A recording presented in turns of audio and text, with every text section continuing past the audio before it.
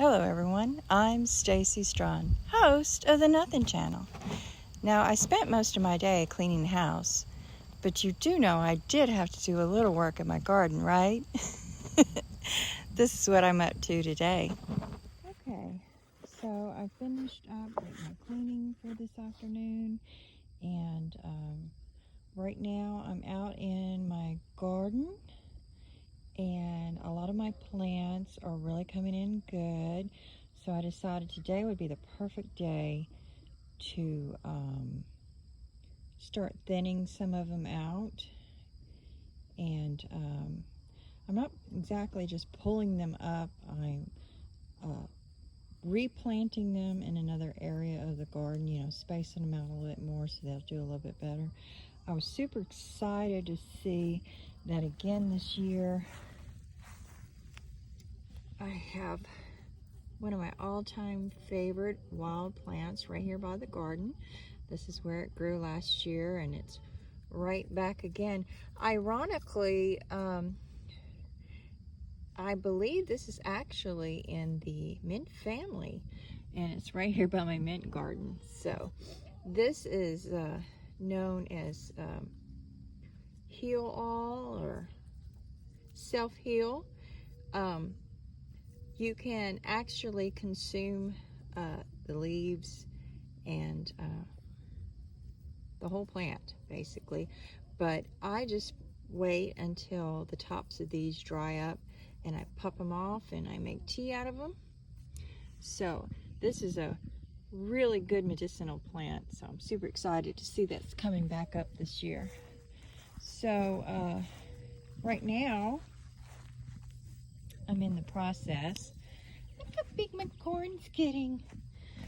My okra, as you can see, is just like really packed in here. So I'm starting a new row here, and I'm going to start thinning that out and replanting some of that.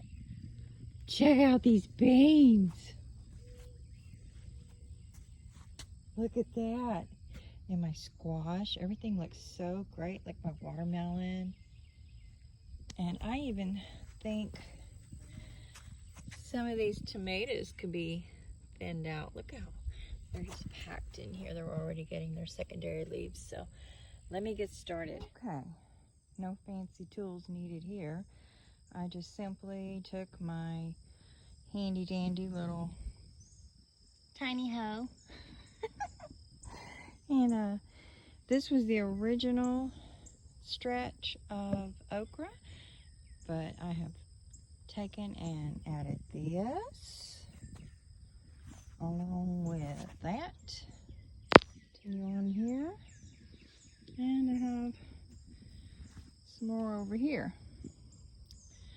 You want a good bit of okra in order to have enough, to do anything with. You don't just want 2 or 3 plants. That's not going to produce enough okra to do anything with. So I wanted to keep as many of these little okra plants as I could.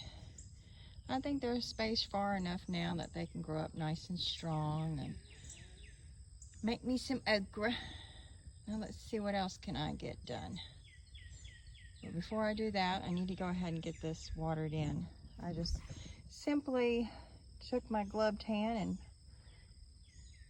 loosened them from the soil and stuck them in with my finger. I mean, like I said, no fancy tools here.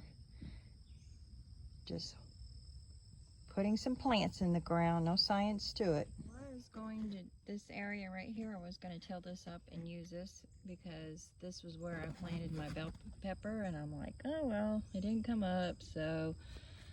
But let that be a lesson to you. Look really closely. This is all bell pepper that's just springing up last minute.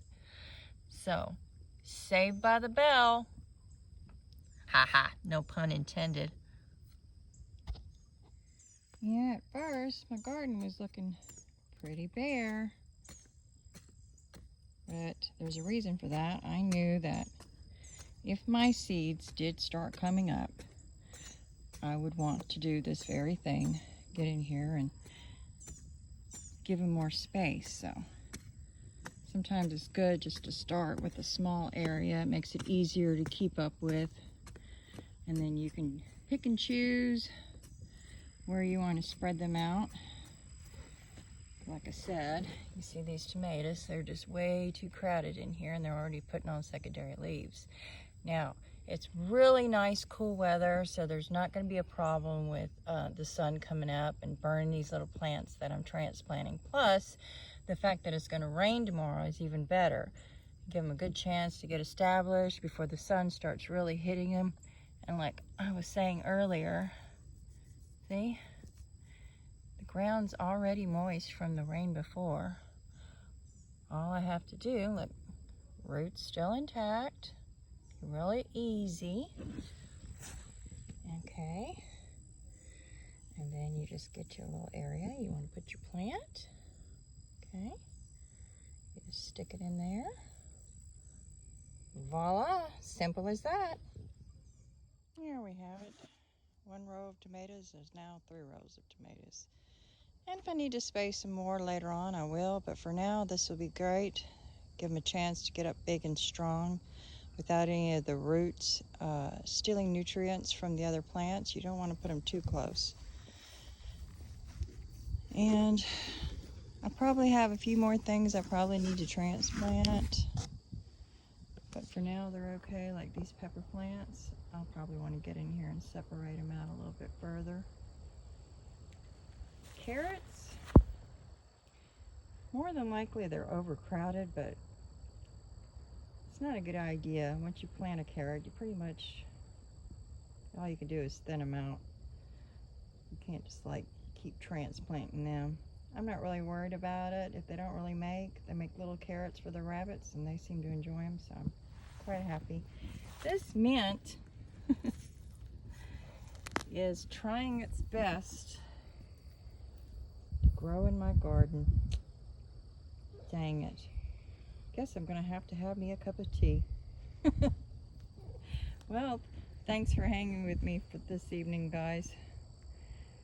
I know it hasn't been all that exciting for you, but it's been a blast for me. Catch you on the flip side.